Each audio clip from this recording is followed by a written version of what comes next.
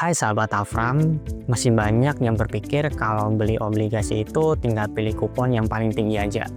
Padahal dalam praktiknya ada beberapa hal penting yang perlu dipertimbangkan.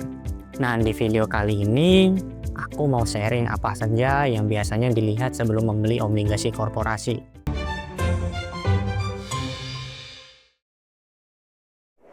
Nah, sebagai calon investor, tujuan kita membeli obligasi itu bukan hanya mengejar imbal hasil, tapi juga memastikan bahwa imbal hasil yang kita terima sebanding dengan resiko yang kita ambil.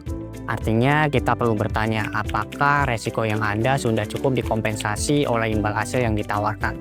Nah, untuk menjawab itu, ada beberapa hal yang biasa dilakukan agar obligasi yang dibeli sesuai dengan profil resiko dan resiko gagal bayarnya relatif terbatas.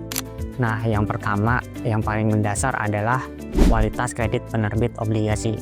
Ini melihat siapa perusahaan yang menerbitkan obligasi tersebut dan bergerak di industri apa. Karena setiap industri itu mempunyai karakteristik yang berbeda. Ada industri yang arus kasnya relatif stabil, ada juga yang sangat bergantung pada siklus ekonomi. Selain itu, kami juga melihat kondisi fundamental perusahaan seperti profitabilitas, tingkat utang, likuiditas, serta kemampuan dalam menghasilkan arus kas. Semua ini penting untuk menilai apakah perusahaan tersebut punya kemampuan yang cukup untuk membayar kewajiban obligasinya. Selanjutnya yaitu mempertimbangkan jatuh tempo obligasi dan imbal hasil yang ditawarkan. Nah, secara umum obligasi dengan tenor yang lebih panjang biasanya menawarkan yield atau kupon yang lebih tinggi.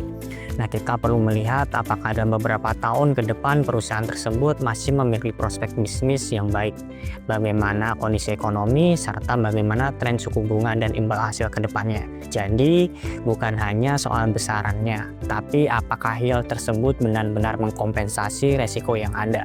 Salah satu alat bantu yang juga sering digunakan adalah credit rating.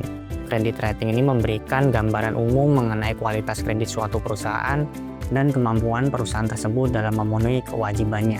Namun perlu diingat, credit rating ini adalah alat bantu, bukan satu-satunya penentu. Calon investor tetap perlu melakukan analisis sendiri untuk memahami kondisi perusahaan secara lebih menyeluruh. Nah, yang terakhir, kita juga perlu mempertimbangkan likuiditas obligasi tersebut. Likuiditas ini penting terutama jika digunakan untuk underlying aset reksadana, karena memberikan fleksibilitas jika suatu saat diperlukan penyesuaian portofolio. Obligasi yang baik bukan hanya yang menaik secara imbal hasil, tapi juga bisa diperdagangkan dengan relatif mudah di pasar. Jadi, memilih obligasi korporasi itu bukan hanya soal mencari kupon tertinggi, tetapi tentang memahami resiko, prospek perusahaan, dan keseimbangan antara resiko dan imbal hasil. Itulah mengapa dalam reksadana, proses pemilihan obligasi itu dilakukan melalui analisis yang menyeluruh dan berlapis. Thanks for watching. Jangan lupa like dan subscribe agar kamu nggak ketinggalan informasi menarik lainnya. Sampai jumpa!